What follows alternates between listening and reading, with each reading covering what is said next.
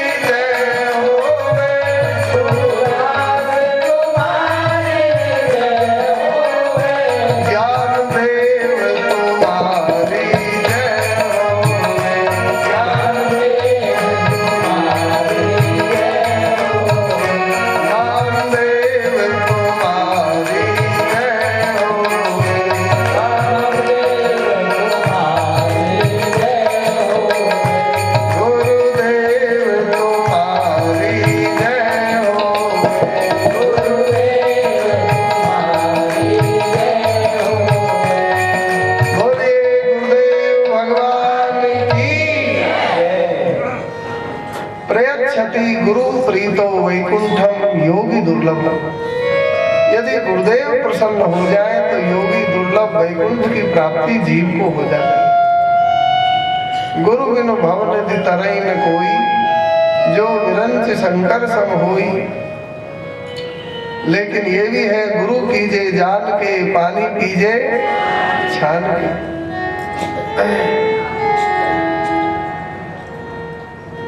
गुरु के नाम पर बड़े बड़े काम होते हैं। कलयुग है, अरे कलयुग ही नहीं, सब युगों में ये सदा से चला आ रहा है। भगवान की कृपा होए उसको सद्गुरु की प्राप्ति होती है। संत विशुद्ध मिलई परितेई, चितवई राम कृपा करिजे। अब मोई भाव भरोस हनुमंता, बिनु हरि कृपा। हरि कृपा के बिना संत नहीं मिलते हैं, और संत के बिना हरि कृपा नहीं मिलती है। भगवान कृपा करें, सदगुरु नहीं मिले हैं तो भगवान नाम का जप करना चाहिए। वे गुरुदेव जो सदगुरुदेव हैं अपने आप आकर के कृपा करेंगे, ऐसा पक्का विश्वास करें।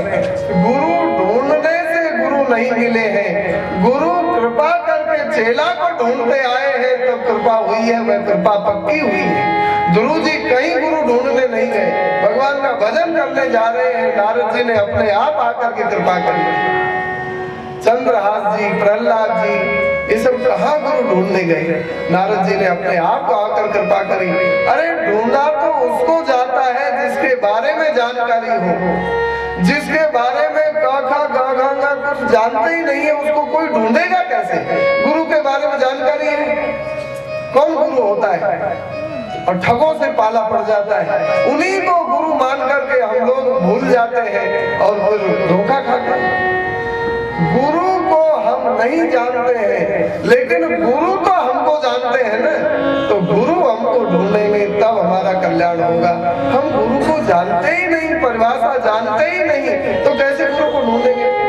गुरु कौन होगा, हम देखते हैं बहुत बड़ा मठ है, ये अच्छे संत होंगे, इतना बड़ा मठ, तो मठधारी गुरु होता है कि डकैत होता है। ये बहुत बढ़िया सुंदर तिलक लगाए हैं, भगवा कपड़ा पहने हैं, और बड़ा अच्छा इनका माला कंठा है, सब है। तो कहा कि काल नेमी का जैसा स्वरूप था आज का संत वैसा बना ही नहीं सकता है। माया का हनुमान जी जैसे भी धोखे में आ जाते हैं। तो भेष से गुरु नहीं होता है, मठ से गुरु नहीं होता है। 30-30 लाख की गाड़ी इनके आगे पीछे चलती है, बहुत ऊंचा संत होगा। अरे ऊंचा क्या, वो नाथ की संत है। ये बहुत सुंदर मोटा शरीर, दर्शनी शरीर है, ये साधु होगा। कहा कि ये साधु कैसे हो सकता है, इनके बहुत चेला है, ये ऊंचे संत होंगे, नहीं तो इतने चेला कैसे होते। जैसा गुरु वैसा ही चेला। संत कौन होता है, कहते हैं संत वह है जिसके दर्शन से हमारे हृदय में भगवान की याद आ जाए। राधे राधे। चाहे वह स्वरूप बनाए है, चाहे उघाड़ा है, चाहे जटा है, चाहे छिला माथा है, चाहे पैंट बुशर्ट पहने हैं। राम जी तो कहते हैं पशु है चाहे पक्षी है, मानव है चाहे स्त्री है, चाहे पुरुष है, हिंदू है चाहे मुसलमान है, जिसके दर्शन से भगवान हृदय में आ जाए वह संत है, वही गुरु है। जटायु का दर्शन करके राम जी कहते हैं लक्ष्मण ये साधु है। लक्ष्मण जी ने कहा प्रभु यह तो गीध है, गीध मांसाहारी योनि में गया हुआ गीध है, साधु कैसे है। राम जी कहते हैं लक्ष्मण ना, ये साधु है भैया। तिर्यक योनि गते स्वपि साधव, यह तिर्यक योनि में गया हुआ होने पर भी यह साधु है। ये पशु योनि, पक्षी योनि में होते हुए भी साधु है। का प्रभु कैसे आप साधु कह रहे हो। का ऐसे कह रहा हूँ, साधु का लक्षण मिल रहा है। क्या लक्षण है। का संत के दर्शन से हमारे हृदय की सारी चिंताएं मिट जाती हैं और हमारे हृदय में विलक्षण शांति आ जाती है। हे लक्ष्मण देखो मैं सीता जी के विरह में कितना रो रहा था और इनके दर्शन से हमारे हृदय में शांति है। बस यही लक्षण है। साधवा खलु दृश्यन्ते तिर्यक योनि गते स्वपि। और देखो सीता सीता रोने वाले राम जी और जटायु को गोद में लेकर के हा जटायु रो रहे हैं।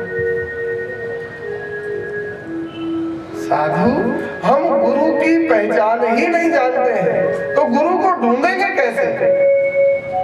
लेकिन जो सद्गुरु हैं वे तो चेला को जानते हैं, पात्रता है कि नहीं। वे कृपा करके आकर के तो तब तक क्या करेगा, तब तक भगवान नाम का जप कर। स्वामी श्री रामसूरदास जी महाराज कहते भगवान का नाम कीर्तन करें और जितना समय हो, 100 माला, 50 माला, 200 माला श्री राम जय जय राम, अथवा हरे राम राम राम हरे हरे, हरे कृष्ण कृष्ण कृष्ण हरे हरे, श्री कृष्ण गोविंद हरे मुरारे, हे नाथ नारायण वासुदेव, जो भी भगवान के स्वरूप में भक्ति हो, श्रद्धा हो, उन्हीं भगवान का नाम जपे, खूब जपे।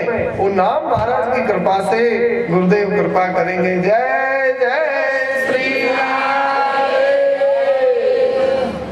प्रीति ही सौनक चित्ते ते यतो वच्मि विचार्य च, सर्व सिद्धांत निष्पन्नम संसार भयनाशनम। हे सौनक जी, आपके चित्त में भगवत कथा के प्रति प्रीति है, अतः मैं सब सिद्धांतों से निष्पन्न जो सार है, भैया ठीक करो, कथा सार है, मैं उसको आपको सुनाऊंगा, जिससे भक्ति बढ़ने वाली है, जो श्री कृष्ण को संतोष देने वाला है, जो संसार भय का नाश करने वाला, ऐसा कथा प्रसंग सुनाऊंगा। लेकिन दक्षिणा लोगे की नहीं। राधे राधे। आजकल भक्ता लोग दक्षिणा पहले ठहरा लेते हैं, पहले के भक्ता भी ठहराते, आजकल के भी ठहराते हैं, पर ठहराने में अंतर है। क्या अंतर है? आजकल के नोट ठहराते हैं, सोना चांदी ठहराते हैं, और पहले के वक्ता शिव जी हो, चाहे सनकादिक हो, चाहे सूत जी हो, चाहे सुखदेव जी हो, ये सब वक्ता भी ठहराते हैं। क्या ठहराते हैं? इन वक्ताओं का ठहराना है, और हम भी ठहराएंगे। इन वक्ताओं का ठहराना क्या है? हे सौनक जी, आपने हमसे प्रश्न पूछा है, मैं कथा कहूंगा, कथा नहीं कथा सार कहूंगा, परंतु मेरी दक्षिणा, कहा गुरुदेव क्या दक्षिणा चुकाऊं?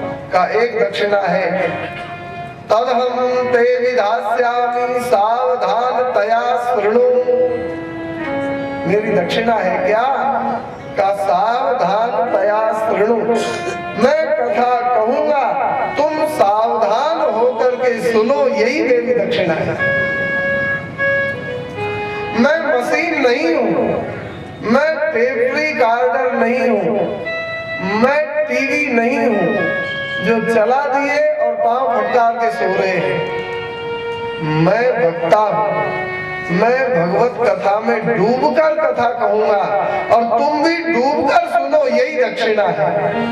जय जय श्री राम।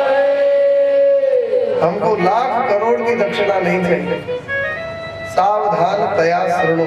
शिव जी भी यही दक्षिणा ठहराते हैं पार्वती जी से, सावधान सुनो सुमुखी भवानी, सावधान सुनो सुमुखी भवानी, सावधान सुनो सुमति भवानी, सावधान सुनो सुमति भवानी।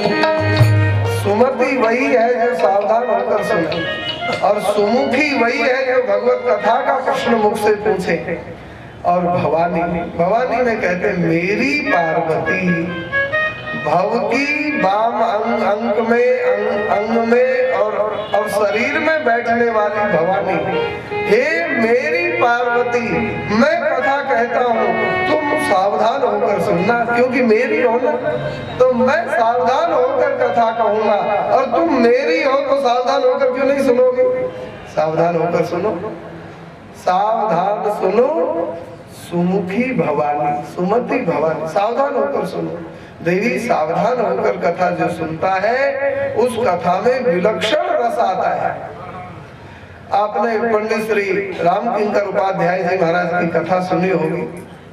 मानस के बड़े गहरे और व्यास थे, तो वो कहते थे अगर किसी व्यास की कथा बिगाड़नी हो ना, तो सामने 2-4 सोने वाले बैठ जाए, कथा कह पाएगा? सामने सोने वाले होंगे, अच्छी कथा आ ही नहीं सकती है, और आएगी वह भी भूल जाएगा। सामने सोने वाले और सावधान होकर के कथा सुनने, अच्छी अच्छी बातें आती,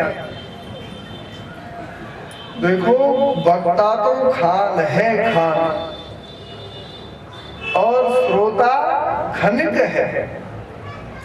सावधान निरालस्य जो खनिक होता है तो खान में से अच्छे अच्छे दिव्य खनिज निकाल लेगा, लेकिन आलसी खनिक को खान खनिज निकाल करके दे देगी कभी नहीं। इसलिए श्रोता खनिक है और वक्ता खान है और भगवान की रहस्यमयी कथाएं खनिज है। तो खनिज तो श्रोता के ऊपर है। बढ़िया कथा वही होती है जहाँ बढ़िया श्रोता होते हैं, अच्छी अच्छी कथा हो। आप भी सावधान होकर सुनिए, दक्षिणा हो जाएगी। सावधान होकर सुनने की परिभाषा क्या है? सावधान होकर सुनना कैसे? राम जी लक्ष्मण जी को कहते हैं, भैया तुमने प्रश्न पूछा कथा का, मैं सुनाता हूँ, लेकिन मेरी दक्षिणा।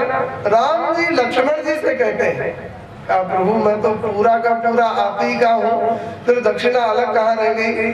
तो राम जी कहते हैं पूरा हो चाहे आधे हो, कथा सुननी है तो दक्षिणा देनी पड़ेगी। का क्या दक्षिणा है प्रभु? का सावधान होकर सुनो। का सावधान होने की परिभाषा राम जी कहते हैं, थोड़े ही मैं सब कहूं बुझाई,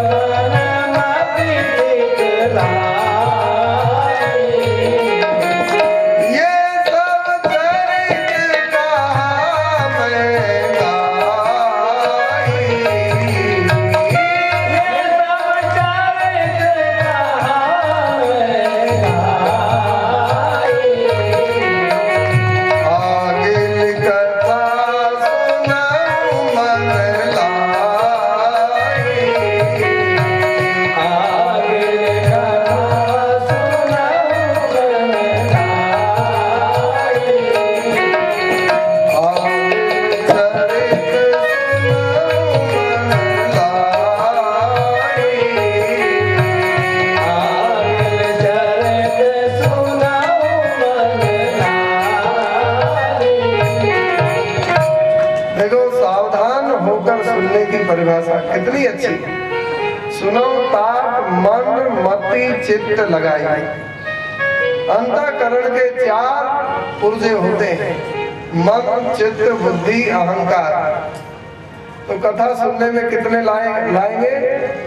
3, एक को नहीं लाएंगे। मन चित्त और बुद्धि लगाकर कथा सुनो। अहंकार को वहां छोड़ दे जहाँ चप्पल छोड़ के आया, वहां तक भी क्यों लावे? का बिना अहंकार के आ ही नहीं सकते हैं। घर से निकले, मन में हुआ चलो, अब यहाँ ठीक नहीं, चलो तो कहाँ चले? रोड पर आए, इधर पिक्चर हॉल है और इधर कथा है, कहाँ जाएंगे? तो अहंकार कहेगा कि हम भक्त हैं, पिक्चर हॉल में ठीक नहीं, हम तो कथा सुनेंगे। तो हाँ, अहंकार रूपी गाड़ी पर बैठ के आए, लेकिन चप्पल जूता और गाड़ी यहाँ स्टेज तक थोड़ी लाएंगे, वहीं छोड़ देंगे। अहंकार से आ गए कथा पांडाल तक, बस अब उसको कहो भैया यहीं रहो, क्योंकि अब कथा सुनेंगे हम, और कथा सुनेंगे तो वो कहेगा मैं जाऊं घर, का ना घर नहीं तुम यहीं रहो। का हमारी जरूरत क्या है? का तुम चले जाओगे तो हम घर ढूंढ ही नहीं पाएंगे। अहंकार होगा तब तो घर जाएंगे कि हम हमारा घर ये है, हमारा मैं पति हूँ, मैं पत्नी हूँ, मैं बेटा हूँ, मेरा घर ये है, ये अहंकार है ना। तो जब ये रहेगा ही नहीं तो घर पहुंच पाएंगे? जय जय श्री राम। तो अहंकार के बिना न कथा में आ सकते हैं, न अहंकार के बिना कथा से घर जा सकते हैं। और किसी का अहंकार चला गया हो तो घर मत जाओ, यहाँ रोटी भी मिलेगी। ये दालचंद कहे चाहे नहीं कहे, हम तो कहीं देते हैं। हाँ भाई, कथा सुनेंगे तो घर रोटी कौन खाएगा, यही खाएंगे। जिमाओ पंगत कराओ। देखो जजमान भी कह रही है महाराज जी हो जाएगा काम। तो महाराज अहंकार के बिना न घर जा सकते हैं और न घर से यहाँ तक, पर कथा के भीतर अहंकार नहीं लाना, नहीं तो कथा नहीं सुन पाएंगे। देखो ये छोटे छोटे बालक माताएं कोई कोई ले आती है, अभी तो यहाँ नहीं लाई है और लाना भी मत। वैसे बच्चों को कथा का संस्कार पढ़ना चाहिए, पर ऐसे बच्चे कि वो विघ्न ही कर दे, खुद भी सुने नहीं और दूसरों को भी सुनने न दे, ऐसे बच्चे। तो ये चंचल बच्चे जैसा अहंकार बालक है, जिसके दिल दिमाग में अहंकार होता है, वो कथा नहीं सुन सकता है, कथा सुनने ही नहीं देगा, तरह तरह के खुरापात सोचने को कहेगा।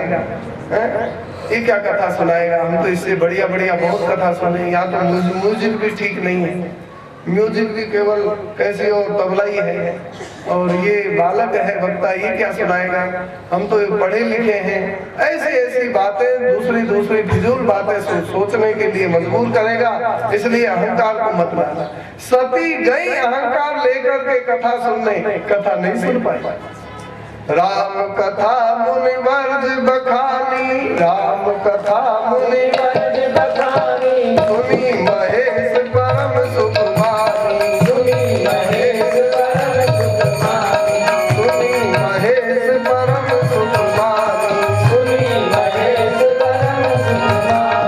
ऋषि पूछी हरि भगत सुहाई, ऋषि पूछी हरि भगत सुहाई, कही शंभु अधिकारी पाई, कही शंभु अधिकारी पाई।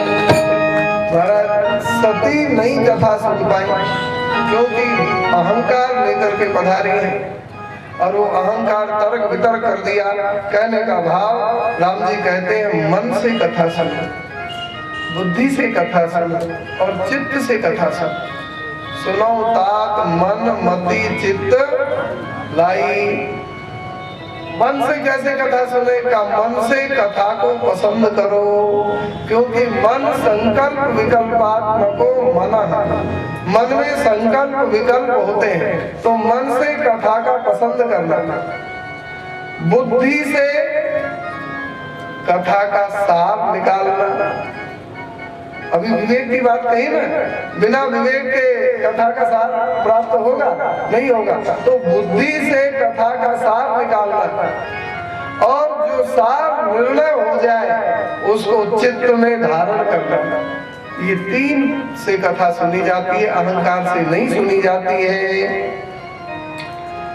यही दक्षिणा है पुराने वक्ताओं की, आजकल के जैसे नहीं।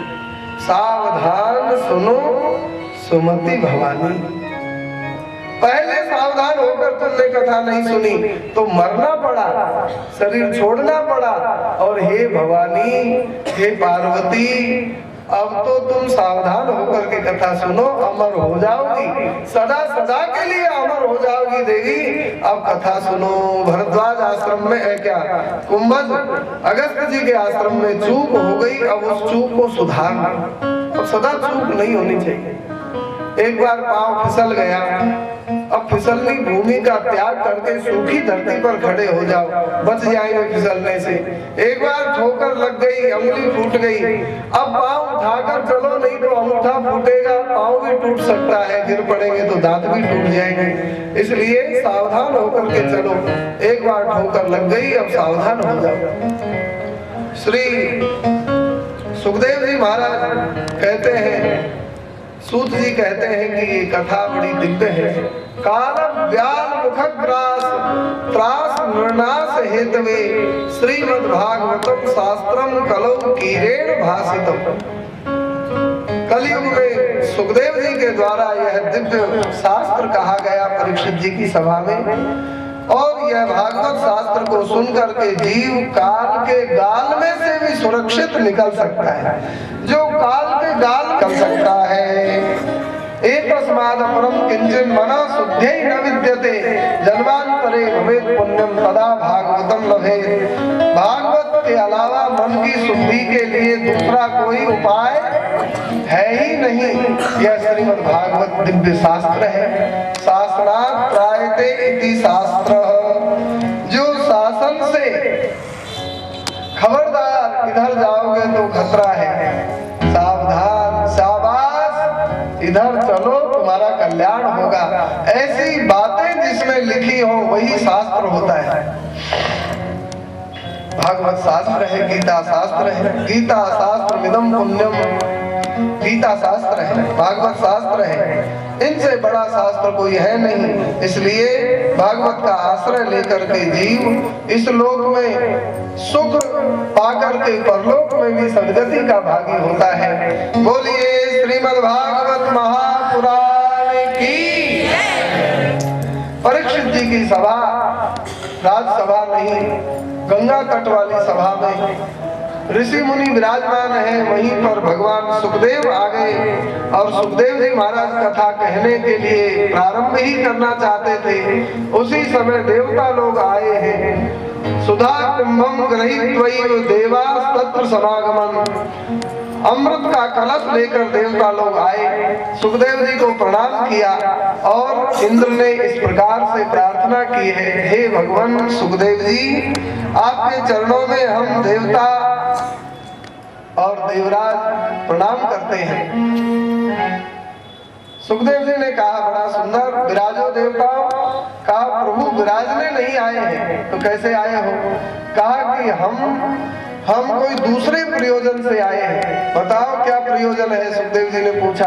देवताओं ने कहा कि हमने सुनी कि आपके जजमान परीक्षित जी को सांप लगा है, 7वें दिन तक्षक नाग डसेगा, हमको बड़ी दया आई।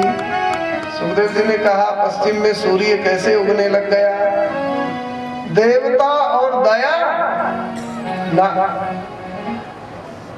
चलो दया आई तो बताओ तुमने दया के बतौर क्या किया? देवता कहते हमने दया के चलते बहुत बड़ा साहस किया। क्या? हमने सुना कि धर्मात्मा परीक्षित को तक्षक नाग डसेगा, बेचारा मर जाएगा, तो देखिए ना, हम इसके लिए अमृत का कलश ले आए। लीजिए अमृत का कलश, आप पियो और अपने जजमान परीक्षित को पिलाओ।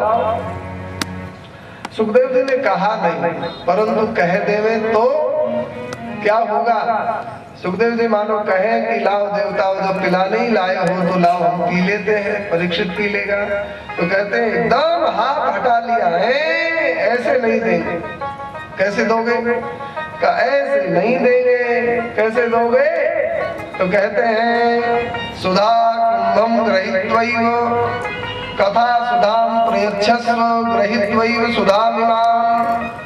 कहते हैं महाराज पहले हमको कथामृत दो, तब हमारा अमृत आप ले सकते हो। देखो जो पक्का स्वार्थी होता है, सीनियर कोटि का स्वार्थी, वह निस्वार्थ की भाषा भी नहीं बोल सकता है। करेगा तो नहीं, निस्वार्थ की भाषा भी नहीं बोल सकता। देवता कहते हैं पहले हमको भागवत कथामृत दो, तब हमारा यह अमृत लो। माने आपका फर्स्ट क्लास भागवत कथामृत हमको दो, तब हमारा थर्ड क्लास अमृत। अरे मैं बालक मैं हूँ, लेकिन मेरी बुद्धि बाल नहीं है। आजकल बाल व्यासों की बाढ़ आ रही है। बाल व्यास बच्चे पैदा कर दिए कितने, और बाल व्यास ही अभी है वो। बाल व्यास माने मूर्ख व्यास। बाल बचपन से कथा कह रहे हैं, वो तो बाल व्यास ही है, चलो। लेकिन बाल बुद्धि माने बिना सोच विचारे बुद्धि।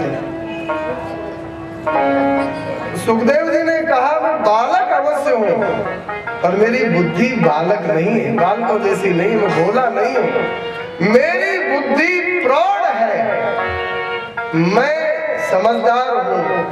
मैं कलयुग के व्यासों जैसा नहीं हूँ, नोटों के बदले कथा फेंकूं। अमृत के बदले में भी सुखदेव जी ने भागवत कथा नहीं दी।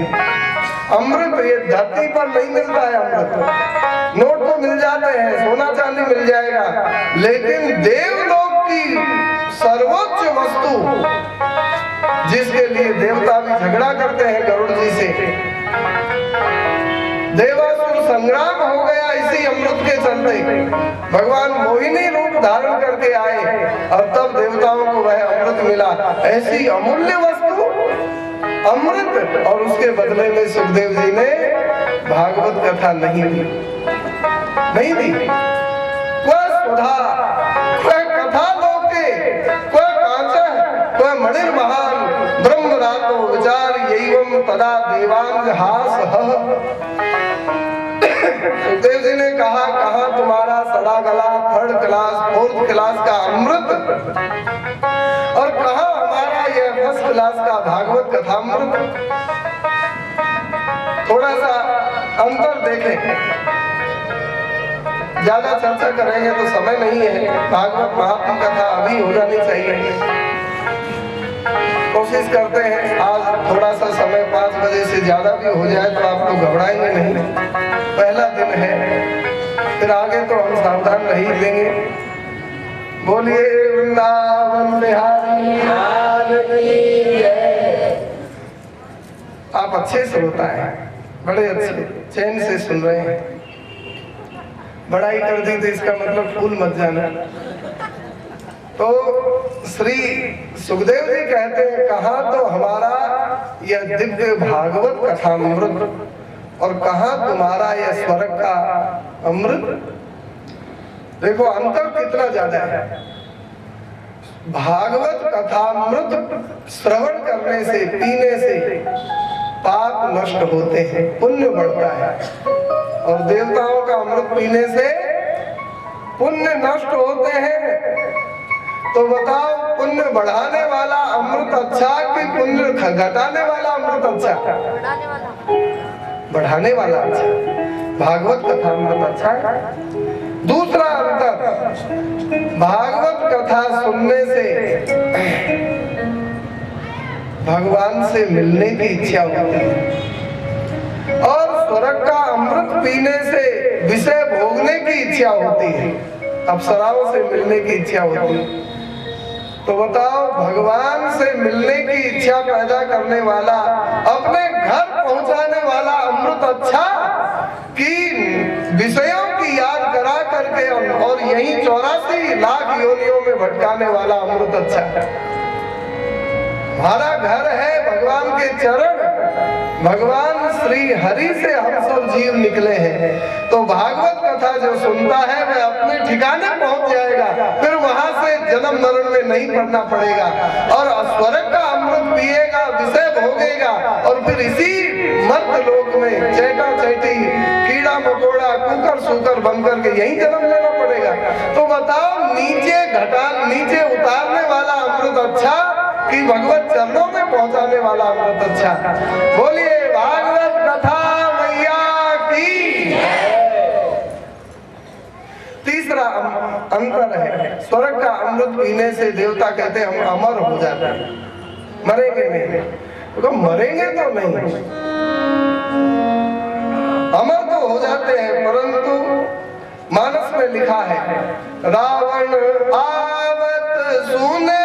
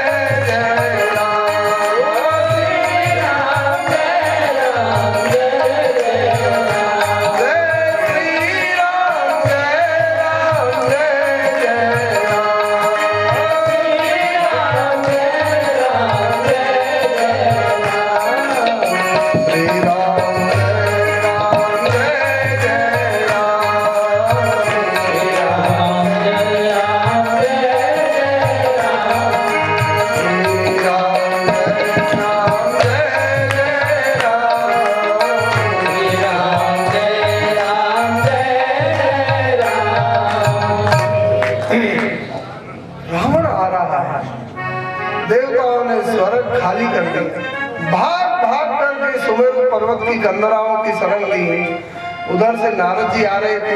नारद जी ने पूछा, है देवताओं कहाँ भाग रहे हो, क्या हो गया स्वर्ग में? अरे कहा नारद जी एक उग्रवादी आ गया, एक आतंकवादी आ गया, आतंक फैला दिया, हम सब घर छोड़कर प्राण लेकर भाग करके आ गए। कौन उग्रवादी है? रावण को मानस में उग्रवादी कहा है। तीन विविध तब तीनों भाई परम उग्र, नहीं मरने न जाए। उग्र है तो उग्रवादी है, उग्र जिसका वाद है वही उग्रवादी। तो यह उग्रवादी आ गया स्वर्ग में, देवता भागे प्राण लेकर के। नारद जी ने कहा, देवताओं क्या करेगा वह? मारेगा। मारेगा तो तुम तो अमृत पिए हुए हो, मरोगे तो हो नहीं, भागते क्यों? कहा नारद जी, अमृत की जिम्मेवारी नहीं मरने देने की है, पर गदा मारेगा तो सिर तो फूटेगा, अमृत की कोई जिम्मेवारी है? सिर भी नहीं फूटे, अमृत की जिम्मेवारी थोड़ी, मरेगा नहीं। अब बताओ, जो अमर बना दे और निर्भय नहीं बना पाए, ऐसे अमृत का क्या करेंगे? भय जो का ईर्ष्या, द्वेष, काम, क्रोध, दंभ, पाखंड, विषय भोग की भयंकर ज्वाला हृदय में भभकती रहती है, वो अमृत पीकर क्या करेंगे? कितनी हजारों लाखों अप्सराएं सुंदर सुंदर इंद्र के पास हैं, फिर भी हमारी अहिल्या के ऊपर कुदृष्टि कर लेता है इंद्र। ऐसे अमृत पीकर के क्या करेंगे?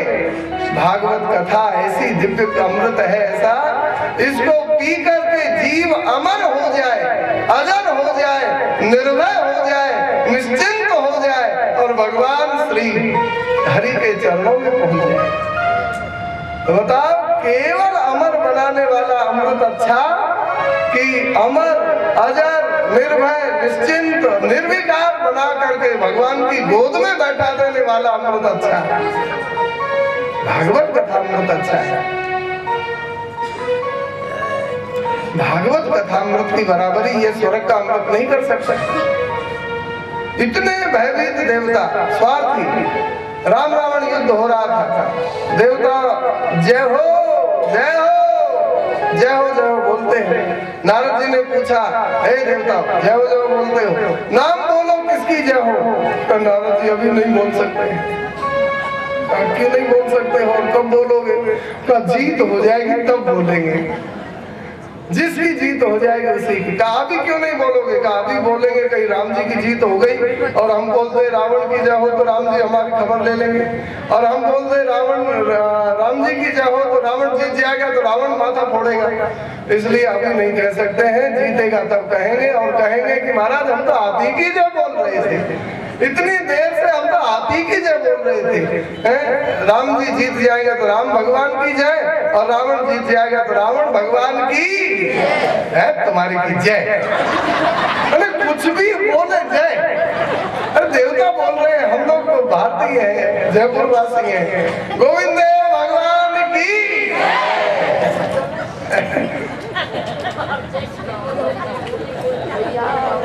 अरे रावण की जय हम क्यों बोलेंगे?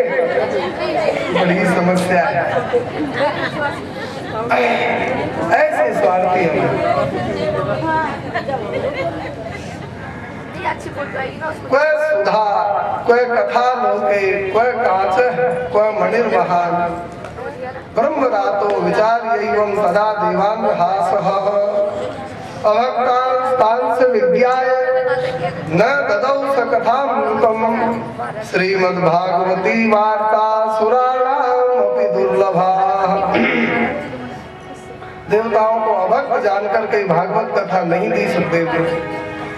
भागवत कथा का अधिकारी कौन?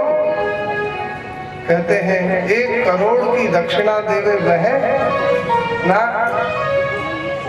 भागवत कथा का उत्तम अधिकारी जिसके हृदय में प्रेम हो। और दक्षिणा क्या है भागवत कथा की? कहा रुपया पैसा नहीं, मोती, हीरे मोती। मोती कहाँ से लाएंगे महाराज? मोती तो भीतर है, हृदय में। कहाँ है? कहा कि मोती से आंसू प्रेम के टपका दे, यही दक्षिणा है। जय जय श्री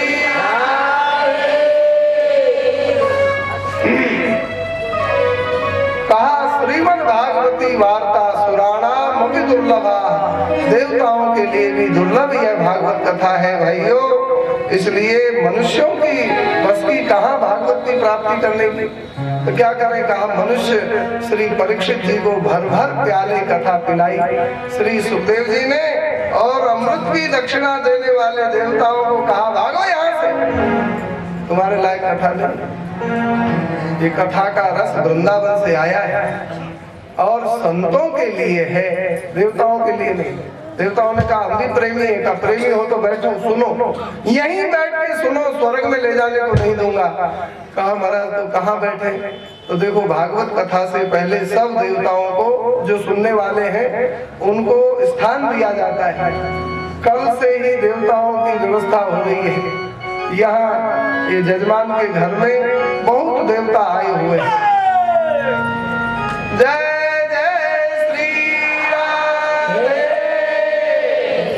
तो कल से ही देवताओं की व्यवस्था, देवताओं को पूजा नित्य होती है, भोजन भी भोग में लगाया जाता है, और प्रेम से वो सब देवता कथा सुनेंगे, और कथा सुनेंगे सप्ताह पूरी कथा सुन करके फिर जिस दिन जाना होगा उनको भोग लगा करके विदा करेंगे, और फिर कहेंगे कि महाराज जब जब बुलावे तब तब आ जाना, फिर आते रहना। तो इस तरह से सारे देवता इस समय घर में विराजमान है। आवाज जा ही रही है, वहाँ भी मूल पाठ हो रहा है भागवत का। देवता संस्कृत भाषा के ही पाठ को सुनते हैं, और ये भाषा को भी सुने तो देवता यहाँ भी है, देवियां भी है। कहाँ है देवी देवता? कहिए ये देवियों में देवियां आकर के बैठी हैं, और ये देवाओं में देवता आकर के बैठे हैं। किसी पुरुष में इंद्र बैठे हैं, किसी में वरुण बैठे हैं, किसी में सब देवता बैठे हैं। देवियों में किसी में गंगा, किसी में जमुना, किसी में सरस्वती, किसी में। इसलिए कथा सुनने वालों को पांव लगा करके नहीं जाना चाहिए। कहीं हमारा पांव जिसको लगाए वो गंगा जी होंगी तो गंगा जी को पांव लगने का अपराध लग जाएगा। इसलिए जहाँ जगह मिले वहीं बैठ जाना चाहिए, छेड़छाड़ नहीं करनी चाहिए। भागवत कथा बड़ा दिव्य है। कथा का रस कहाँ से आया?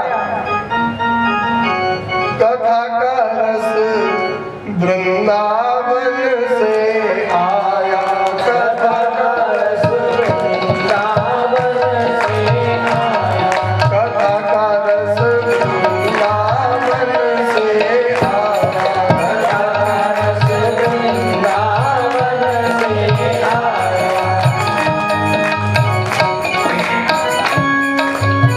संतन के जीवन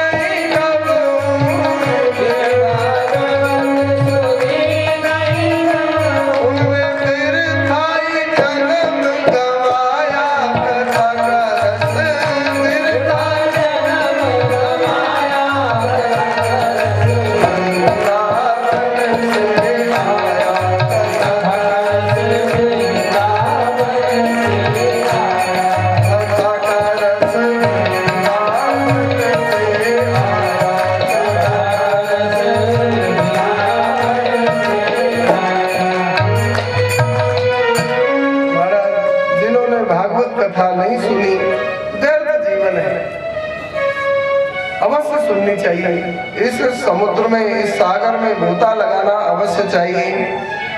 क्या होता है भागवत कथा सुनने से? कहा राजा परीक्षित जी ने सुनी तो राजा परीक्षित जी का मोक्ष हो गया। राज्यो मोक्षम तथा वीक्ष पुरा दाता विस्मित सत्यलोके तुलाम बद्ध्वा तोलयत साधनान्यज। परीक्षित महाराज को देखो, सर्प दंशन से मृत्यु हुई, लेकिन सांप के डसने से जो मरता है उसकी सदगति में संदेह है। यदि भजन नहीं किया हो तो, और यदि भजन भक्ति की हो तो कैसे भी किसी भी प्रकार से मृत्यु हो वह तो भगवान के धाम जाएगा। अकाल सुकाल कैसे भी मरे, अगर भजन किया होगा। भजन वीटो पावर है, भजन विशेषता है। और यदि भजन नहीं किया हो, सांप के डसने से मरे तो सदगति में संदेह है। अग्नि में जलकर मरने से, जल में डूबकर मरने से, फांसी लगाकर मरने से, बिजली से, विद्युत से, भूत से, भय से, इतनी जगह मरने से सदगति में संदेह है यदि भजन नहीं किया होगा तो। अब परीक्षित जी को सांप ने डसा और सदगति, अरे सामान्य सदगति नहीं, असाधारण सदगति की प्राप्ति हुई। विमान में बैठ करके भगवान के गोलोक धाम में जा रहे हैं।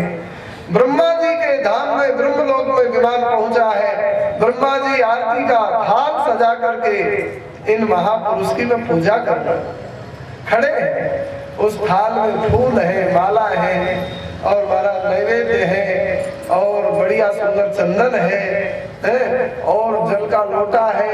ब्रह्मा जी सोच रहे थे मैं पुरुष की पूजा करूंगा, लेकिन परीक्षित जी का विमान रुका ही नहीं।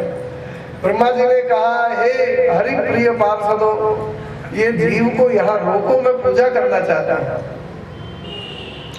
हम लोग धरती जिस लोक में रह रहे हैं उसका नाम है भूलोक, भूलोक, और इससे ऊपर है 6 लोक और भुवर लोक, स्वर्ग लोक, महर लोक, जल लोक, तप लोक, सत्य लोक, और उनके ऊपर वैकुंठ लोक है। वो लोग वैकुंठ साकेत।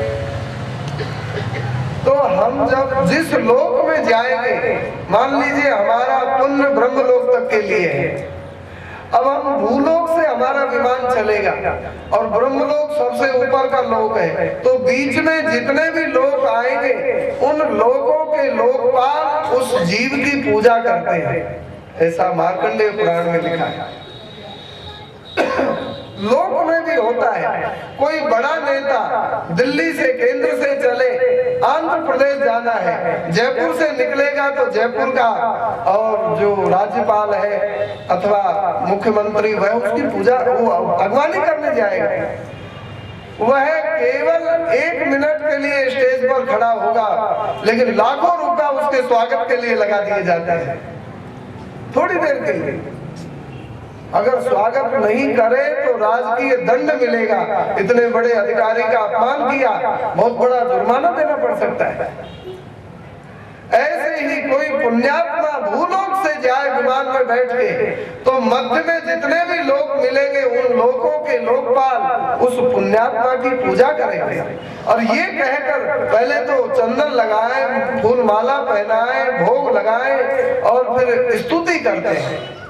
आप बड़े महान हैं, आप बड़भागी हैं, आप हमारे पैर के नीचे रह रहे थे, लेकिन आपने धर्म का आचरण किया, आपने और अच्छे अच्छे काम किए, पुण्य किए, आज आपके लिए धन्य है। आप हमारे सिर पर पांव रख कर के हमसे भी ऊपर जा रहे हैं, इसलिए हम आपको प्रणाम करते हैं। ये कहकर स्तुति करते हैं माँ के लोकपाल। और वैकुंठ जाने वाले जीव की तो ब्रह्मा भी पूजा करते हैं।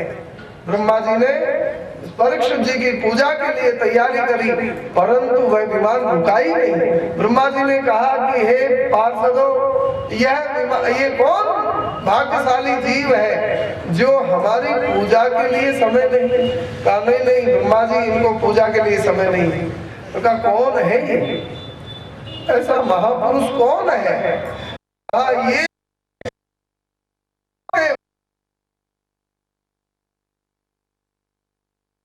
परीक्षित। हाँ परीक्षित का शरीर हो गया? हाँ हो गए। कैसे हुआ? मैंने परीक्षित के भाग्य में सांप के दंशन से लिखा था मृत्यु, क्या सांप नहीं डसा? पार्षदों ने कहा सांप तक्षक डसा। सांप के मरने से इतनी दिव्य सदगति कैसे हो रही है? शास्त्र का यह आदेश नहीं है। कहा कि श्रीमद् भागवत श्रवण का फल है। काटा तो सांप, डसा तो सांप, पर ये सदगति किस कारण से? कहा श्रीमद् भागवत श्रवण के कारण से। किसने सुनाई भागवत? कहा व्यास नंदन भगवान सुखदेव के श्रीमुख से इन महाभाग परीक्षित ने भागवत कथा सुनी है, और उस कथा का फल कि काटे सांप और मिले गोलोक। जय जय श्री ये ब्रह्मा जी ने कहा तो मैं देखूंगा भागवत में इतनी शक्ति सामर्थ्य कहां से आई। ध्यान लगा करके देखा और तोलूंगा भागवत श्रवण के फल को। क्या सब साधनों से ज्यादा सामर्थ्य भागवत के श्रवण के फल में है? तोला, किसी भी वस्तु को तराजू से तोला जाता है, तो तोला सत्य लोके तुलाम बद्ध्वा तोलयत् साधनान्यज लघून अन्यानि जातानि गौरवेण इदं महत् तदा ऋषिगणा सर्वे विस्मयं परमं ययुः।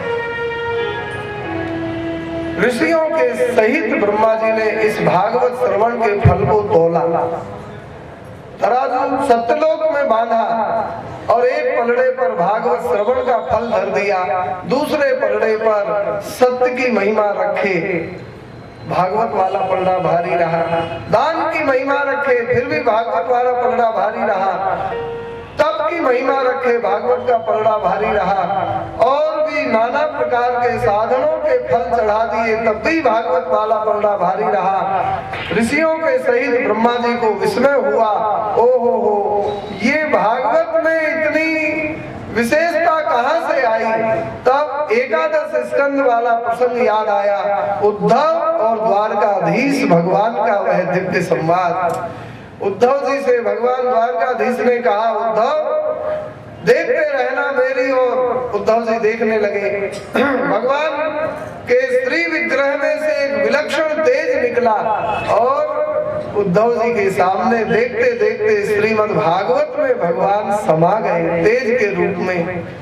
मेनिरे भगवत रूपम शास्त्रम भागवतम कलौ पठनात् श्रवणात् सद्यो वैकुंठ फलदायकम। तब सब ऋषियों के सहित ब्रह्मा जी ने भागवत जी को भगवान का साक्षात विग्रह माना, श्री कृष्ण का साक्षात विग्रह है श्रीमद् भागवत महापुराण। इनके अक्षर अक्षर में श्री कृष्ण समाये हुए हैं, अक्षर की मात्रा मात्रा में श्री कृष्ण समाये हुए हैं, श्लोक श्लोक में श्री कृष्ण समाये हुए हैं। इसलिए साक्षात भगवान श्री कृष्ण का स्वरूप है भागवत। श्री सूत जी ने कहा, हे सौनक जी, यह भागवत की कथा तो श्री सनकादिकों के श्री मुख से श्री नारद जी ने भी सुनी सप्ताह क्रम से 7 दिन में। यह बात सुनते ही श्री सौनक जी को जिज्ञासा हुई, भगवान हमने तो सुना है नारद जी को एक जगह ठहर नहीं सकते हो, ठहरोगे तो मत्था फट जाएगा, ऐसा सांप लगा हुआ है। फिर 7 दिन तक नारद जी एक जगह कैसे रह रही है? इनका मस्तक फटा क्यों नहीं? सांप कहाँ दूर चला गया, क्यों चला गया? उसका कारण बताइए। रामचरितमानस में बड़ा सुंदर कारण है। देखो, सांप और वरदान जीव के पीछे तभी तक लगे रहते हैं जब तक वह भगवान में नहीं लगता है, और भगवत भक्ति में जीव लग जाए तो सांप भी 1000 कोस दूर खड़ा खड़ा कांपता रहेगा, उसके पास आने की हिम्मत नहीं है। सुमिरत हरि सांप गति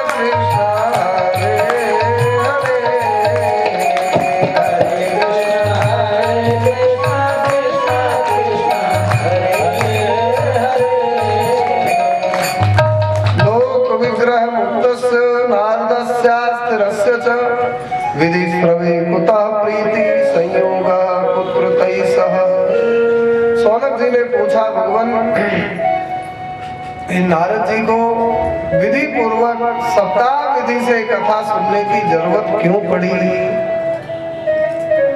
बड़ा सुंदर इसका मार्मिक भाव श्री भाई जी श्री हनुमान प्रसाद पोद्दार जी महाराज के शब्दों में बड़ा सुंदर हमने सुना है, उनकी कैसेट में सुना है। कहते हैं भागवत कथा का फल क्या है? राधे राधे राधे राधे बोल रहे हैं, लेकिन पीछे वाले सोच रहे हैं आगे वालों को ठेका है बोलने का, हम क्यों बोल रहे हैं? हाँ हाँ, अरे भाई पीछे वालों सबका ठेका है। जय जय श्री राम। ध्यान से सुने, भागवत कथा का फल क्या है? बहुत लोग पूछते हैं इनके यहाँ कथा हो रही है, क्यों हो रही है? कहीं इनके बेटा नहीं होगा, बेटा की प्राप्ति के लिए कथा कर रहा है। इस लोक में ऐसी भावना लोग करते हैं। इनके यहाँ कथा क्यों हो रही है? इनका धंधा नहीं चल रहा होगा इसलिए कथा होगा। फिर कोई अकल पची सी लगाने वाले अक्कल से कहते हैं हाँ हमको ऐसा लगता है इनके भूत होगा घर में इसलिए कथा होगा। कोई कोई कहते हैं ऐसा हो सकता है इनको रोग होगा इसलिए कथा होगा, रोग भगाने के लिए। कोई कोई कहते हैं इनको कोई संकल्प होगा वो पूर्ति के लिए कथा होगा। अरे भाई, भागवत कथा का फल ये सब नहीं है। भागवत कथा का फल क्या है? श्री भाई जी के शब्दों में, भाई जी श्री हनुमान प्रसाद पोद्दार जी कह रहे थे, एक बार कह रहे थे कि दो मित्र थे, बड़े अच्छे प्रेमी मित्र। एक मित्र के पास पालतू सिंह था, सिंह बब्बर शेर। वो मित्र, दोनों मित्रों को रिश्तेदारी में जाना था। अब जैसे आप पालतू कुत्तों को भी लोग ले जाते हैं दिखाने के लिए, मेरा टाइगर, मेरा टॉमी कितना बढ़िया है। अब वो मित्र का पालतू सिंह था तो वो सिंह को भी साथ ले जा रहे थे, रिश्तेदारी में जा रहे थे। एक गांव में घुसे तो वहां गांव में कुत्ता होते ही है, तो कुत्ते भौंकने लगे सिंह को देखकर। अब कुत्ता लेकिन सिंह के पास में तो आने की हिम्मत नहीं, सिंह का भय, लेकिन दूर दूर से हल्ला मचा रहे थे, भौं भौं कर रहे थे। अब बहुत हल्ला मचा रहे थे। दूसरे मित्र को बड़ा अच्छा नहीं लगा, उसने कहा मित्र कहा क्या देख रहे हो? क्या करूं? ये कुत्ता बहुत भौंक रहे हैं, इस सिंह को छोड़ते क्यों नहीं हो? छोड़ो सिंह। कहा क्यों छोड़ू? अरे कहा कुत्ते भाग जाएंगे, कुत्तों भगाने के लिए छोड़ो। कहा कि मैं नालायक नहीं हूँ, मैं बेवकूफ नहीं हूँ। क्या मतलब? अरे कहा सिंह कहीं कुत्ता भगाने के लिए होते हैं? राधे राधे। सिंह जैसी शक्ति जो एक हाथ के डंडा से कुत्ता भाग जाएंगे, जो गुर्रा करके देखे तो से कुत्ता भाग जाए, और ये सिंह जैसी दुर्गा की सवारी है, सिंह शक्ति की सीमा है सिंह इस लोक में। बस सिंह जैसी शक्ति का प्रयोग कुत्ता भगाने के लिए होता है, मैं बेवकूफ नहीं हूं। तो कहा कि मेरे सिंह की हंसी नहीं करवानी। देखो देखो कुत्ता भगा रहा है, सिंह कुत्ता भगा रहा है, मेरी सिंह की हंसी होगी, मैं सिंह की हंसी नहीं करवाऊंगा। कुत्ता तो ऐसे ही भाग जाएंगे, कुत्ता तो हिम्मत नहीं है हमारे पास आने की, भले दूर दूर भौंकते हो, मैं सिंह की हंसी नहीं करवाऊंगा। सिंह का पराक्रम तो तब देखा जाता जब मतवाला हाथी मद चुचाता हुआ और झूमता हुआ हाथी आता, और तब सिंह को छोड़ा जाता, उछल करके मस्तक विदीर्ण करके और हाथी को गिरा देता, तब सिंह का पराक्रम देखा जाता। कुत्ता भगाने के लिए कई सिंह होते हैं,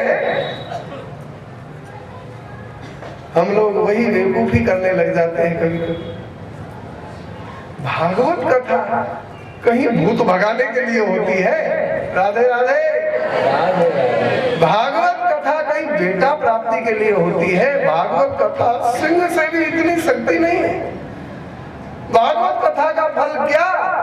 का भागवत कथा का फल एक, जो कोई भागवत कथा सुने उसको फल मिलेगा भगवान की गोद। क्या फल है? भागवत कथा का फल है भगवान की गोद। और दूसरा फल है, या तो वह भागवत सुनने वाला जीव बालक बन के भगवान की गोद में बैठ जाएगा, और या भगवान बालक बन के जीव की गोद में आकर कन्हैया बन के बैठ जाएंगे। ये दो फल है। राम जी बनकर के जीव की गोद में, जीव को माँ बाप बना करके भगवान उस जीव की गोद में आकर बैठ जाएंगे। ये है भागवत कथा का फल। कोई कहे हमको तो कथा सुनकर बेटा चाहिए, हमको तो धन चाहिए, हमको धंधा चाहिए, हमको बाधा दूर हो जाए चाहिए, क्या ये कथा सुनने का फल नहीं है? तो क्या ये मिलेंगे नहीं। कहा ये तो कथा सुनने का फल नहीं है, ये किसका फल है? कहा मैं भागवत कथा सुनूंगा, सोचने मात्र से ये लौकिक सुख सुविधाएं प्राप्त हो जाती है, और सुनने के बाद में तो भगवान की गोद मिलती है, ये तो पहले ही प्राप्त हो जाएंगी। जय जय श्री राम।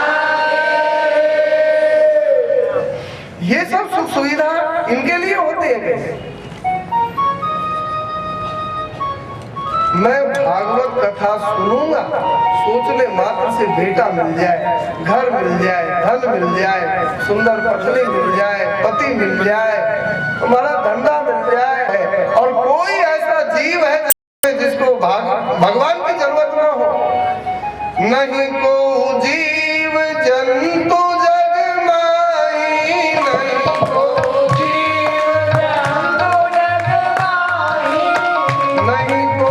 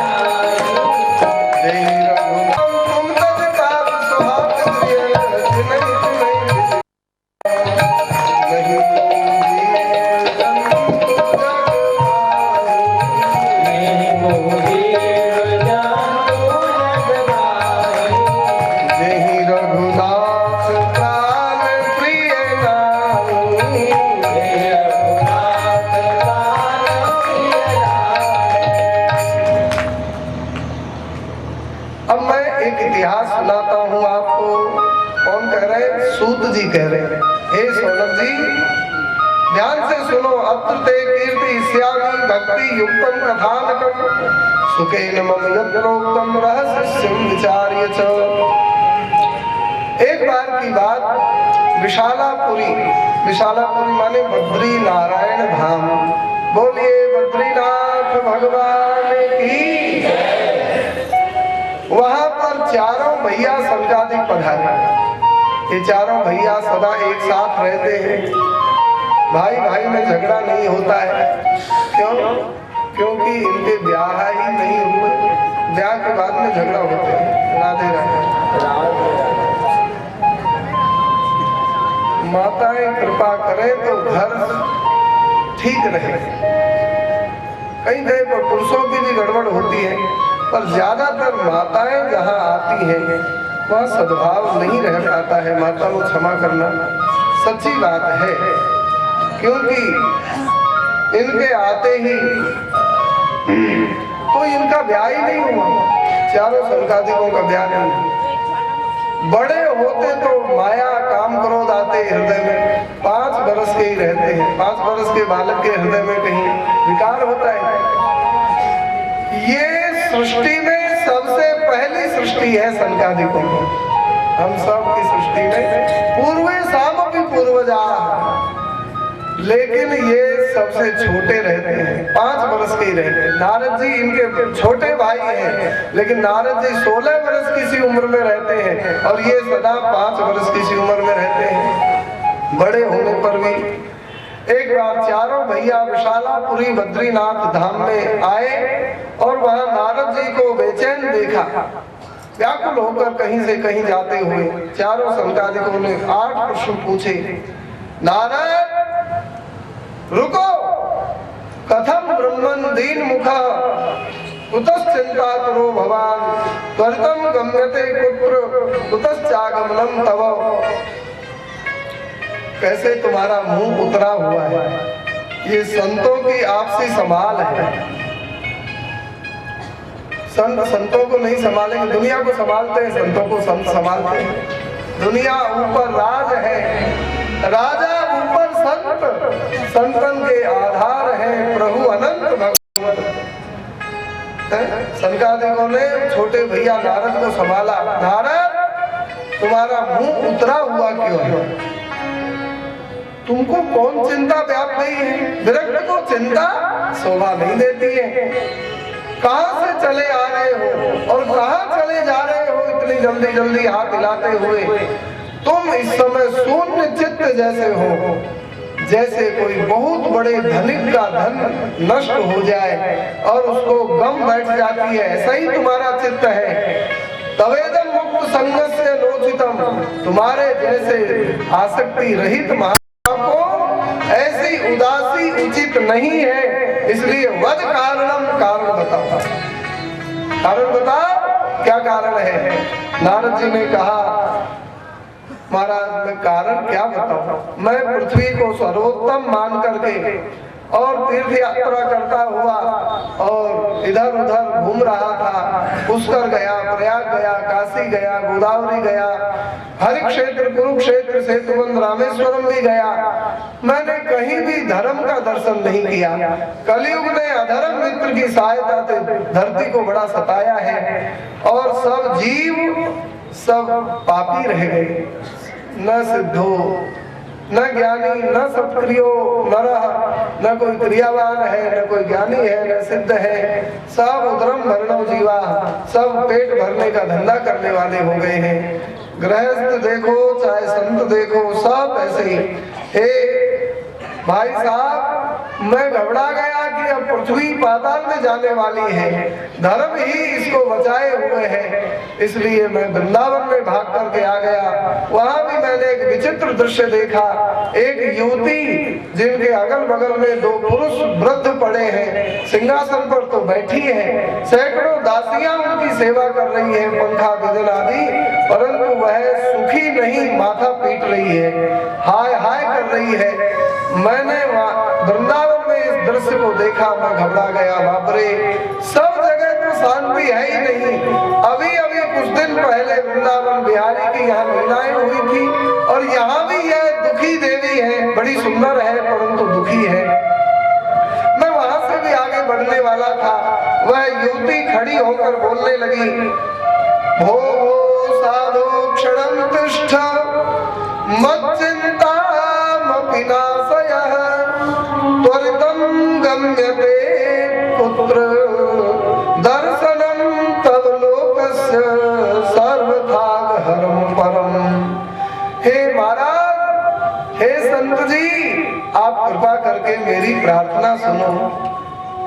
मुनि जी, मेरी प्रार्थना विनती सुनो। नारद जी ने कहा, बोलो कौन हो तुम? कौन? तुमको कष्ट क्या है? ये दोनों वृद्ध पुरुष अगल बगल में पड़े, ये क्या कौन है? ये सैकड़ों दासियां कौन है?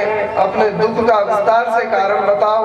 यह देवी बोली, अहम भक्ति रीति ख्याता इमौ में तनयौ मतौ ज्ञान वैराग्य नामानौ काल योगेन जर्जरो। हे नारद जी, मुझको लोग भक्ति कहते हैं, मैं भक्ति हूँ, और ये दोनों मेरे बेटे हैं। आप झूठी बात मत मानना, क्योंकि आपसे पहले और भी कईयों ने पूछा तू कौन है, ये कौन है। जब मैं परिचय बताती हूँ तो हंसी करके चले जाते हैं, विश्वास ही कोई नहीं करता है। अरे विश्वास कैसे करे? विश्वास तो तब होता जब बालक जवान होते और मैया बुढ़िया जैसी होती।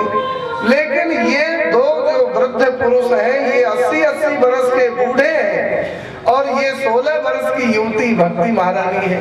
कौन विश्वास करेगा? माँ 16 बरस की और बेटे जिनको बता रही है वो 80-80 बरस के बूढ़े।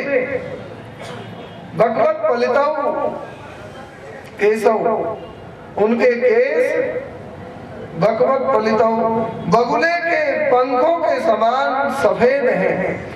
माने भौं के बाल भी सफेद हो गए, केस सिर के ही बाल नहीं, दाढ़ी ही नहीं, भौं और पलक के बाल भी सफेद हो गए।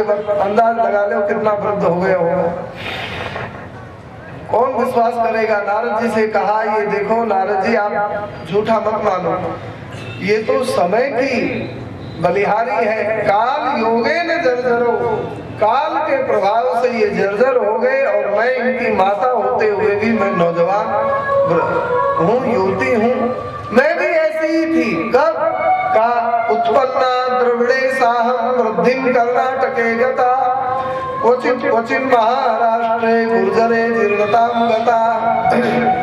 मैं उत्पन्न द्रविड़ में हुई और कर्नाटक में मेरी वृद्धि हुई, कुछ कुछ महाराष्ट्र में भी मेरी वृद्धि हुई। महाराष्ट्र के बगल में मैं दोनों पुत्रों को लेकर जो ही गुजरात की भूमि में गई तो वहां पर बड़ा पाखंड था। उस पाखंड से और मेरी बड़ी क्षति हुई। वहां के पाखंडी हमारा गला मरोड़ करके मार देने का प्रोग्राम बनाने लगे। कोई गुजराती भाई होए तो बुरा मत मानना, पहले गुजरात पाखंडी था और अब तो भक्त है, बड़े बड़े भक्त वहां पर हुए हैं। तो किसके प्रभाव से? हमारे भक्तमाल में श्री नाभा गोस्वामी जी कहते हैं, जगत विदित नरसी भगत जिन गुजर धर पावन करी। जगत विदित नरसी भगत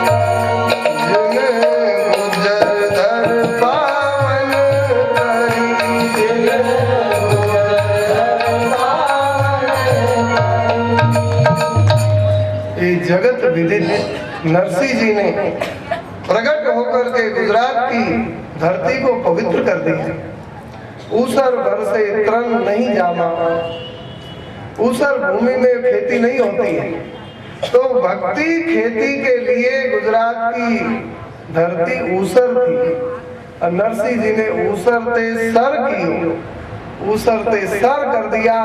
प्रेम से लबालब जीवों के हृदय को भर दिया। ऐसी ऐसी दिव्य घटनाएं नरसिंह जी के जीवन की हैं जो कोई भी वेद शास्त्र पुराण में बाबा श्री मथुरादास जी महाराज कहते थे, ऐसी कथा न वेद में, न पुराण में, न शास्त्र में, न महाभारत में और कहीं भी ऐसी कथा नहीं है जैसी नरसिंह जी का चरित्र है, जैसी नरसिंह जी की दिव्य कथा है। महाराज बताओ, गाड़ी टूटे तो भगवान खाती बनाने आओ, बना करके आओ, खाती बन करके आओ, और छोरी का भात भरने के लिए भगवान आओ, सावल साह बन करके। एक बार भात भर दिया समधन ने और उलाना भेजा, बड़ो सेठ वालों बने, हमको और सोना चाहिए। नरसिंह जी ने कहा कि अरे सावलिया और सोना चाहिए। भगवान को गुस्सा आया, 1.25 प्रहर सोने की वर्षा करिए इस कलयुग में। बताओ, वस्त्र चाहिए रेशमी तो 1.25 प्रहर वस्त्रों की वर्षा हुई है। ले कितना लोगे, गिन्नी सोने की चारों तरफ जैसे ओला पड़ते हैं ऐसे गिन्नियां पड़ते हैं। कोई है वेद शास्त्र पुराण में ऐसी चर्चा? 1.25 प्रहर सोने की वर्षा हुई।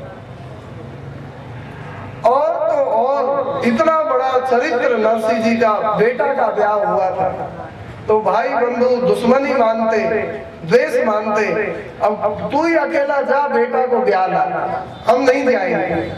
नरसिंह जी को क्या गरज पड़ी है, नरसिंह जी अपना झाल मजीरा उठाए कीर्तन करने लगे।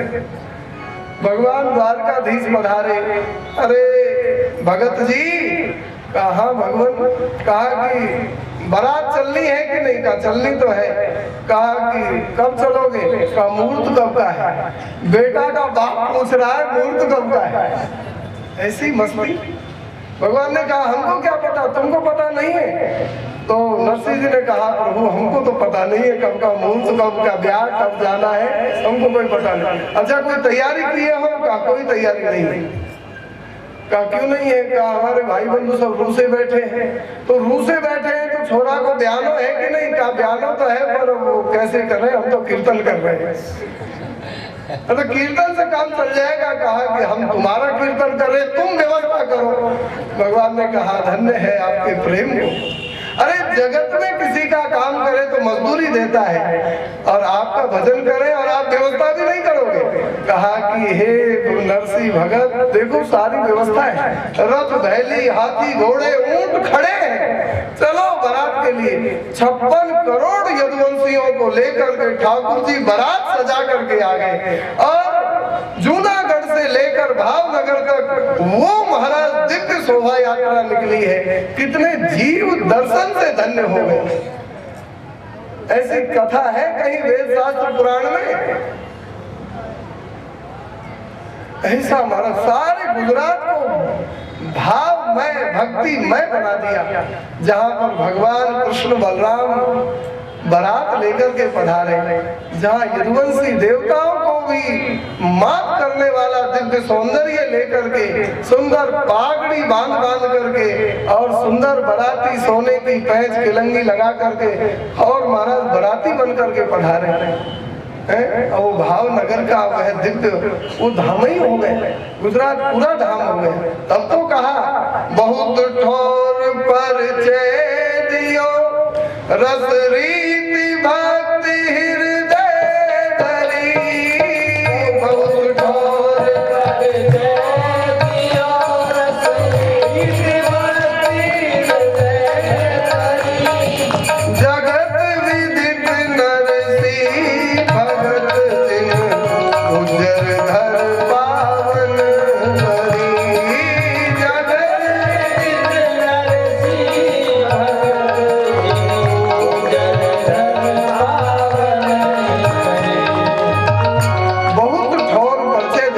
भगवान ने विलक्षण और यह नरसिंह जी को भजा है, सजाया है। ऐसे नरसिंह जी की कृपा से गुजरात धन्य हो गया। भक्ति महारानी ने पूछा कि महाराज मैं जवान हो गई वृंदावन को प्राप्त करके, ये मेरे बेटे दोनों जो के त्यों कैसे रह गए? नारद जी ने कारण बताया कि अत्रेमो ग्राहका भावान न जरामपि उञ्चत। यहाँ गाहकों का अभाव है ज्ञान वैराग्य के। भक्ति के तो सब गाहक है वृंदावन में, ज्ञान और वैराग्य के नहीं है, इसलिए दोनों का बुढ़ापा नहीं छूटा। महाराज इनको स्वस्थ करो। नारद जी ने कहा देवी मैं तुम तीनों को स्वस्थ कर दूंगा। गांव गांव में, शहर शहर में, घर घर में, व्यक्ति व्यक्ति के हृदय में तुम तीनों की भक्ति ज्ञान वैराग्य की प्रतिष्ठा कर दूंगा, प्रतिज्ञा करता हूँ। भक्ति ने कहा प्रतिज्ञा तो करना सरल है, पूरी कर पाओगे? कहा कि मैं भगवान का दास हूँ। तदा नाहं हरेर्दासो यदि लोके त्वां न प्रवर्तये। देवी यदि मैं यह काम न कर सकूं तो मैं श्री हरि का सच्चा दास नहीं, मैं दासता को दाव पर रख करके बोल रहा हूँ। नारद जी से कहा तो करो काम। भक्ति महारानी के दोनों पुत्रों को वेद वेदांत का घोष करके जगाना चाहा। ज्ञानम प्रबुद्धताम शीघ्रम रे वैराग्य प्रबुद्धताम। ज्ञान चेत करो, वैराग्य खड़े हो जाओ, कोई असर नहीं। पुराण का उपनिषदों का पाठ किया नहीं उठे, गीता पाठ से थोड़ा सा होश संभाले फिर भी गिर पड़े। नारद जी घबरा गए, भगवान का स्मरण किया, आकाशवाणी हुई, हे नारद तुम्हारा उद्यम सफल होगा, परंतु इसके लिए सत्कर्म करना पड़ेगा। प्रभु कौन सत्कर्म है? कहा उस सत्कर्म का उपदेश संत बताए करेंगे। कहाँ संत मिलेंगे? कहा ढूंढो। अब नारद जी संतों को ढूंढने के लिए चल दिए हैं। अब सारी धरती पर आश्रम आश्रम में ढूंढ रहे, कोई संत जवाब नहीं दिया। बहुत संत तो भाग गए आश्रम छोड़कर, बाद में नारद जी के बाद में आए। कोई कोई मौन हो गए, कोई कोई और महाराज चरणों में प्रणाम करके बोले नारद जी आप जिसमें संदेह करते हैं, हम तो आपके चेला के चेला के चेला के चेला हैं, हम क्या बता सकते हैं, शरणागत हैं हम आपके। इस तरह नारद जी की कहीं भी और वह समस्या हल नहीं हुई। उत्तराखंड में नारद जी चल रहे हैं, यहीं पर सनकादिक मिले हैं, यहीं से ही हमारी कथा इधर गई थी। सनकादिकों ने पूछा नारद उदासी का कारण बताओ। नारद जी ने उदासी का कारण बताया कि भक्ति ज्ञान वैराग्य दुखी है। जब भक्ति ही रो रही है तो भक्तों को कैसे संतोष होगा? ज्ञान ही बूढ़े होकर के मरणासन्न पड़े हैं तो ज्ञानियों का कल्याण कैसे होगा?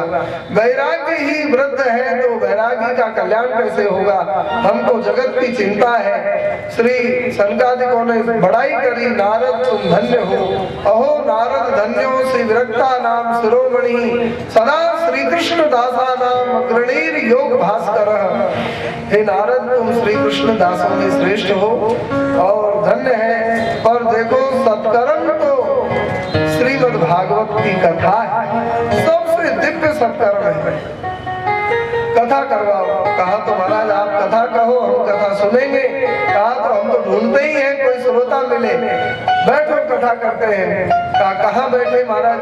कहा हरिद्वार चलो, बीच द्वार बीच होता है, तो नीचे वाले ऊपर चढ़ेंगे और ऊपर वाले थोड़ा नीचे उतरेंगे। हरिद्वार में गंगा तट पर वह दिव्य कथा हुई।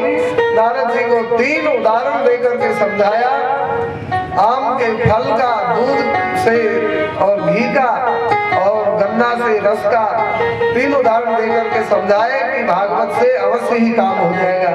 वेद से निकली हुई भागवत से काम होगा, वेद से नहीं हुआ। जैसे पुआ पूरी तलने हैं तो कैसे तलाएंगे? घी में। लेकिन घी कहाँ से आया? का दूध से। का दूध में एक दिन आटा छोड़ा तो तलाया नहीं, तो घी से कैसे हो सकता है काम? का दूध में आटा छोड़ेंगे तो पूरी नहीं बनेगी, और घी में छोड़ेंगे गरम करके तो पूरी बन जाएगी। जो काम बाप माने दूध से नहीं हुआ वो घी से हो जाता है ना, तो ऐसे ही जो वेद से काम नहीं हुआ वो भागवत जी से हो जाएगा। दूसरा उदाहरण दिया, पुआ का घोल मीठा करना है, कैसे होगा? का गुड़ मिश्री चीनी से। का ये कहाँ से आए? का गन्ने से। का गन्ना का डंठल देखा हमने डालकर घोल में, मीठा हुआ ही नहीं, तो गन्ना से नहीं हुआ तो ये गुड़ चीनी मिश्री से कैसे आपका अनुभव है। तीसरा उदाहरण दिया, भूख लग रही है, बगीचे से जा रहे हैं गर्मी के दिन में, आम पके पके डालियों में लग रहे हैं, तो कहा कि लो आम खा लो। आम कहाँ से आया? आम कहा पेड़ की डाली से आया। कहा चुप रहो। एक श्री भक्ति महारानी को नारद जी ने बहुत तरह से समझाया है।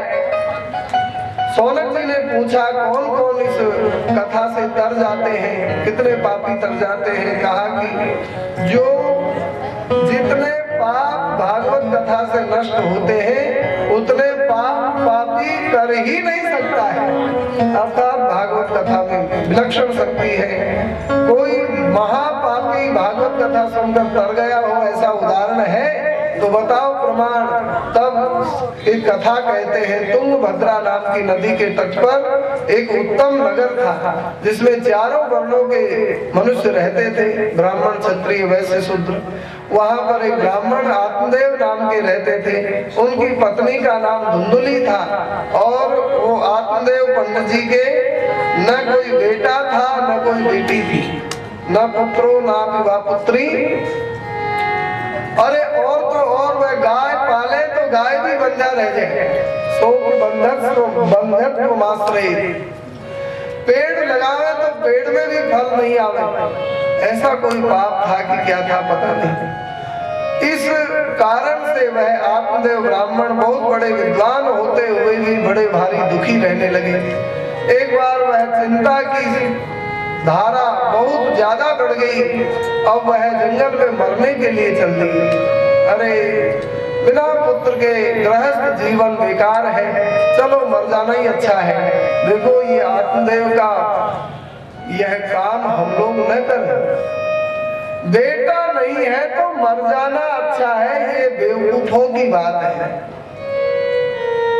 बेटा नहीं है कोई पाप का परिणाम है तो क्या करें? कहा बेटा है तो भजन करो और बेटा नहीं है तो भी भगवान का भजन करना चाहिए, मर जाना चाहिए। ये कौन बुद्धिमानी है? मरने के लिए चल दिए। अब प्यास लगी तो सरोवर में पानी पी लिया। अरे मरना है तो पानी क्यों पी रहे हो? अभी प्यास लगेगी तो परेशानी तो होती है। अब वहां पहुंच गया। अब सरोवर के किनारे आकर सोच रहा था कैसे मरूं। मरने के लिए सोचना पड़ेगा, पेड़ पे चढ़ के सिर के बल कूद पड़ मर जाएगा, लेकिन बहुत सोचना पड़ता है। अलवर में एक बार एक पति पत्नी में झगड़ा हो गया तो बैंक में वह पति था, समझा करके पत्नी को पहले खूब झगड़ा हुआ, फिर समझाया, फिर वो ड्यूटी पर चला गया। 9 बजे 10 बजे का समय था तो हम वहीं देख रहे थे। 4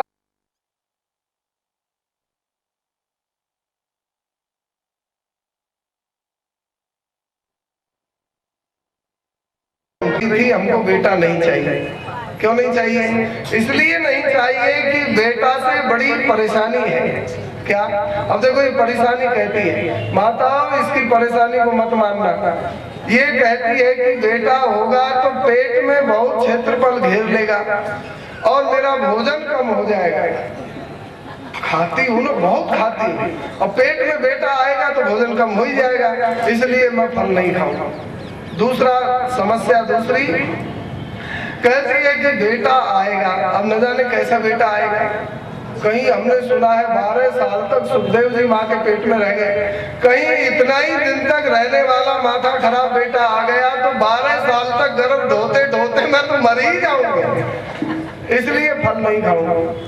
तीसरी समस्या कहती है कि हमने सुना है कभी कभी पेट में बालक टेढ़ा हो जाता है। तीर्यक चेदा गतो गर्भस तदा में मरणम भवे। टेढ़ा बालक हो गया, ऑपरेशन से निकाला जाएगा, मेरा मरण ही हो जाएगा, मैं ऐसे खतरनाक फल को नहीं खाऊंगा। फिर कहती है कि चलो टेढ़ा भी नहीं होगा, सीधा भी आएगा, तो प्रसूतौ दारुणम दुखम सुकुमारी कथम सहे। प्रसव पीड़ा बहुत ज्यादा होती है, मैं फल को नहीं खाऊंगी। अरे कहा थोड़ा सा सहन कर लेना, बेटा होगा, सेवा करेगा, जीवन धन्य हो जाएगा, तर्पण पिंडदान करेगा, अच्छा रहेगा, खा लो फल। इसकी बहन आ गई इतनी देर में है, जैसी ये वैसी बहन, एक बेल की तुमड़ी। वो आ गई और बोल रही थी कि जीजी क्या सोच रही है।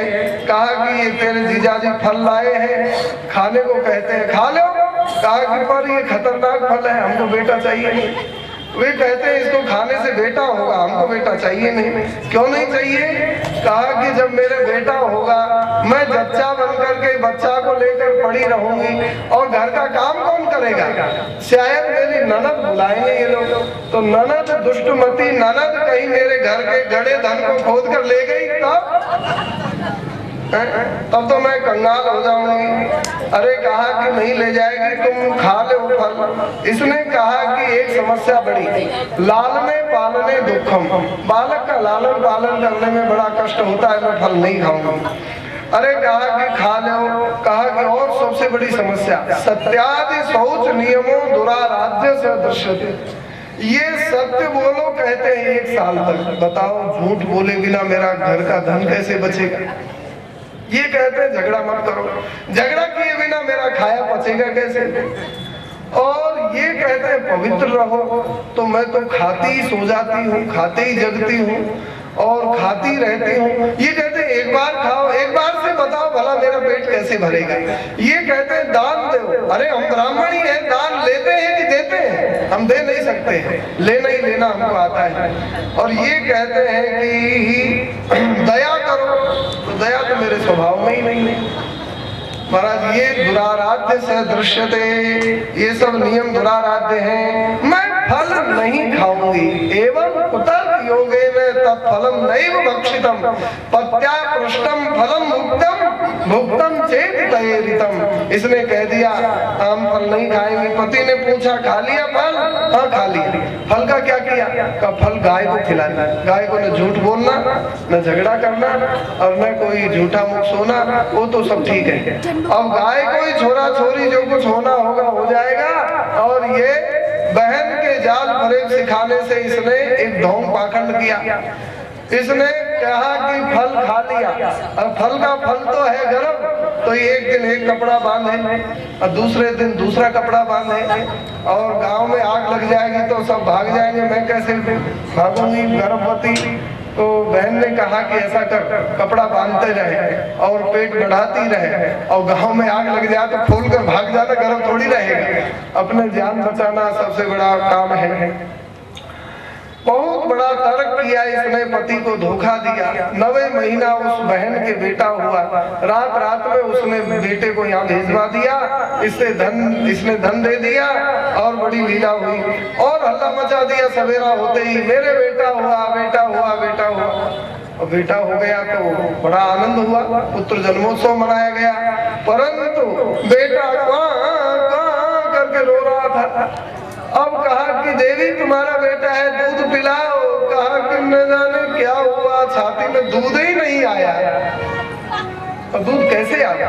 इसका बेटा होता तो दूध आ गए, सूखी छाती, दूध नहीं आया। तब उस बहन ने हल्ला मचाया। देखो दोनों तुमड़ी ने कैसा बड़ा घोटाला किया। ये उसके बेटा हुआ, उसने हल्ला मचा दिया मेरा बेटा मर गया, और इसने हल्ला मचाया मेरा बेटा हो गया। तो इसने पति से कहा कि ऐसा है हमारी बहन के बेटा मर गया होती, उसकी छाती में तो दूध होगा, उसको यहाँ बुला लो, ये मेरे बेटे की धाय बन करके बालक को जिंदा रखेगी, बचा लेगी। अब फिर उसने बेटा दिया, उसका धन दिया और उसका पालन करेगी, उसका भी धन, डबल धंधा। बड़ा सुंदर ये काम हुआ और इसके यहाँ बालक का पालन पोषण होने लगा। और कुछ दिन बाद में गाय के भी देवता के समान दिव्य बालक हुए। कान गैया के समान है और शरीर देवता के समान, मनुष्य के समान। इसीलिए इनका नाम रखा गौकर्ण। बोलिए गौकर्ण महाराज की। इसका नाम रखने के लिए पंडित आए, स्वस्ति वाचन बोल रहे थे और इसने कहा पंडित जी हो हल्ला क्यों मचाते हो? अरे कहा तेरे बेटे का नामकरण करने आए हैं। कहा वाह, बेटा मेरा गर्भ में मैंने रखा, प्रसव पीड़ा मैं सही, पालन पोषण मैं करी और नाम फ्री फंड में ये पंडित रखेंगे? मैं कोई इनसे कम हूँ क्या? मैं भी पंडितानी हूँ, मैं ही रखूंगी मेरे बेटे का नाम। अच्छा देवी तुम ही रखो। तो उसने रखा पुत्रस्य धुंधुकारी नाम मात्रा प्रतिष्ठितम।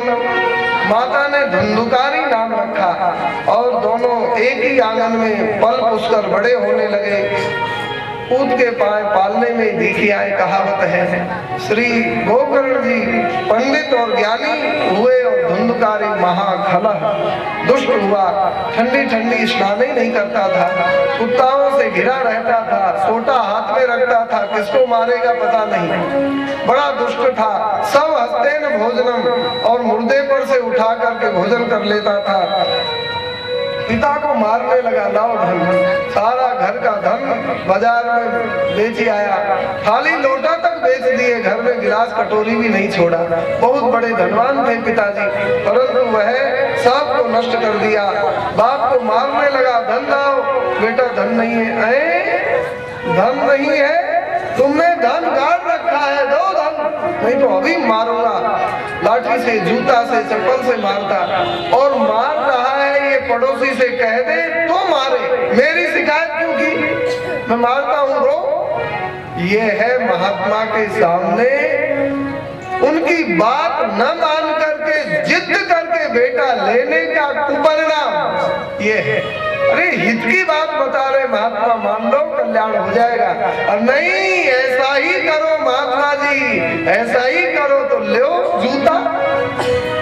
बेटा जूता मारता है, क्व तिष्ठामि क्व गच्छामि को मे दुःखम व्यपोहये प्राणान् त्यजामि दुःखेन हा कष्टम मम संस्थितम।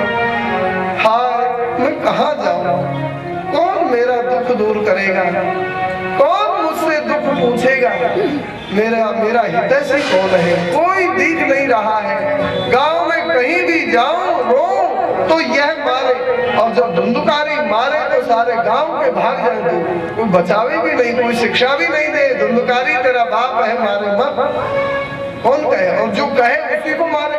तू बीच में पंच बनने आया है, मेरा बाप, मैं जूता मारूं चाहे लाठी मारूं, तू कौन बीच में होता है, बाप कुछ भी करो। असार है खलु संसारो दुख रूपी विमोह का। अब महात्मा का उपदेश याद आ रहा है जब जूता पड़ रहा है। हमारे राजस्थान में कहावत है, कोई बालक ज्यादा बदमाशी करे ना तो माता पिता उसको समझाते हैं, फिर भी नहीं माने तो कहते हैं क्यों रे छोड़ा, तू बिना पिटे ही मान जाएगा कि पिटवा से मानेगा। फिर बड़े दया